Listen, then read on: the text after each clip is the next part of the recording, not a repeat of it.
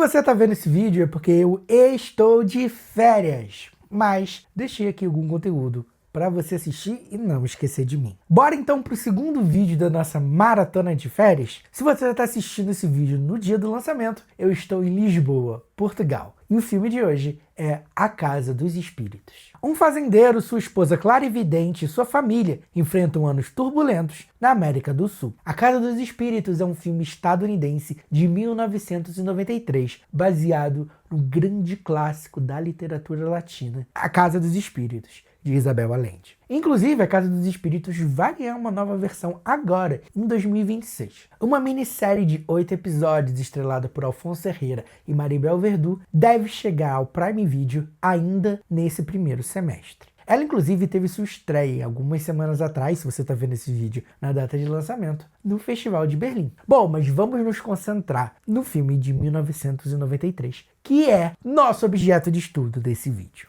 Primeiro de tudo, saibam que essa é uma opinião de alguém que nunca leu uma palavra de Isabel Allende. Eu nunca li A Casa dos Espíritos. Inclusive, minha relação com esse filme é talvez um pouco estranha, um pouco mais... Vai por uma linha um pouco mais popularesca. Ali no meio dos anos 2000, né, quando a gente teve aquele boom de aparelhos de DVDs por todas as casas do Brasil, a Americanas vendia o DVD desse filme na linha mais popular que eles tinham. Aqueles DVDs que custavam R$ 9,99, que inundavam as prateleiras de uma das lojas mais importantes do Brasil. E eu lembro que esse título e a capa sempre me chamavam a atenção. Eu falava assim, caraca, que legal, um filme de terror que eu nunca vi. E bem, apesar do título, A Casa dos Espíritos não é exatamente um filme de terror. E eu acho que, se eu não me engano, meu primo chegou a comprar esse DVD. E mesmo assim, eu nunca tinha assistido o filme até então. Mas A Casa dos Espíritos não nega que é uma história super latina. É um dramalhão super forte, de proporções épicas, e que mostra que nem toda experiência latina é individual. Porque apesar do filme se passar ali no Chile e cobrir aí umas boas décadas da história dessa família, e que acaba se confundindo ali, eu acho que o mais legal é que, mesmo sendo um filme que foi feito nos Estados Unidos e que foi colocado todos os atores mais brancos estadunidenses, menos latinos possíveis, é uma história que ainda ressoa a América Latina. Eu acho que é interessante como, apesar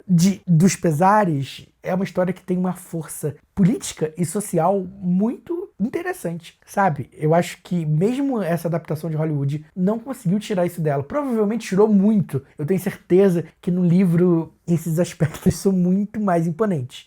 A sensação que dá, na verdade, é que o diretor e os adaptadores dessa história, eles pegaram um contexto geral, mas eles não conseguiram entender a essência da coisa. Então, tipo assim, eu que sou latino, eu que conheço minimamente a história do Chile, também não sou o maior conhecedor, mas eu consigo entender os dramas daqueles personagens, eu consigo entender o que aquilo tá acontecendo. O filme meio que narra aquilo da maneira mais morna, mais branda possível, e eu acho que é por isso que talvez a gente precise de uma versão realmente latina dessa história, que é o que a gente vai ter agora. Inclusive, me surpreende muito, né? Eu acho que também tem diferenças de proporção de produção audiovisual, mas me surpreende muito que ninguém tenha transformado isso numa novela, sabe? Não há produto mais latino que uma novela, ou uma minissérie super longa, tipo aquelas que a Globo produzia há alguns anos atrás, sabe? Que eram mini-novelas, né? Que eram minisséries de 60 capítulos. Eu acho que A Casa dos Espíritos dava muito uma dessas obras audiovisuais mais longas. Eu acho que se fosse uma história escrita no Brasil, isso já teria acontecido inevitavelmente. Mas bem, eu gosto muito do filme. Eu fiquei bastante surpreso, porque eu consigo entender essa higienização,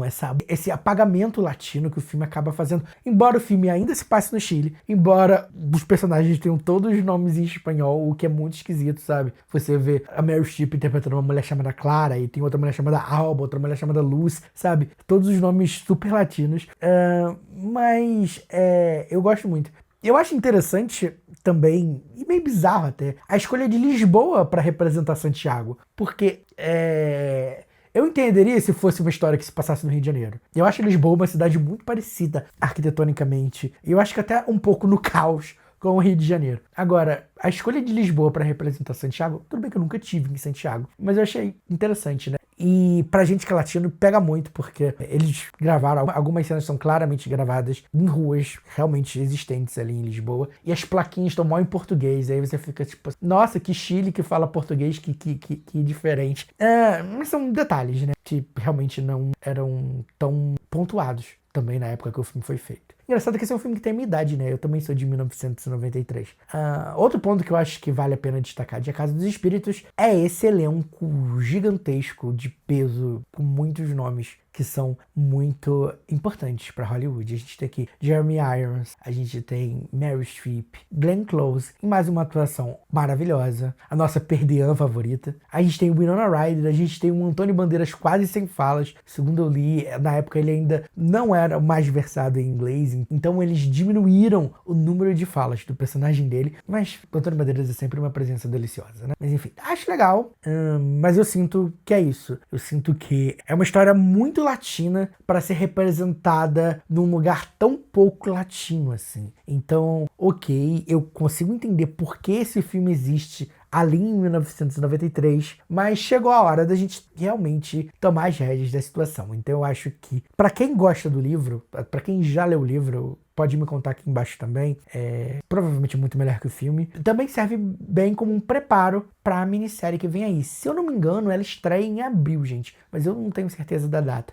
Se eu tiver, eu coloco aqui na descrição. Eu vou dar mais uma pesquisadinha sobre isso. Uma coisa que eu fico meio triste, assim, que eu realmente não gosto no filme, eu acho que ele tem muita dificuldade de lidar com a passagem de tempo. Como eu disse, essa é uma história daquela de proporções épicas que cobrem diversas décadas, diversas gerações dessa família, da família Trueba. E eu acho que o filme ele não consegue navegar bem a essa passagem das décadas. Eu acho que algumas coisas são muito truncadas, tipo, o ritmo não é legal, e eu acho que o filme também não consegue deixar tão claro assim esse movimento da passagem do tempo. Outra coisa que me incomoda, que pelo menos que eu li, essa é uma história que realmente pega ali, tem esse lado sobrenatural bastante aflorado. Eu acho que no filme, pelo menos, isso é meio que colocado de escanteio em muitos momentos. O filme foca muito mais nos aspectos, eu acho que nos aspectos até de construção dessa família. Eu acho que o filme, ele não...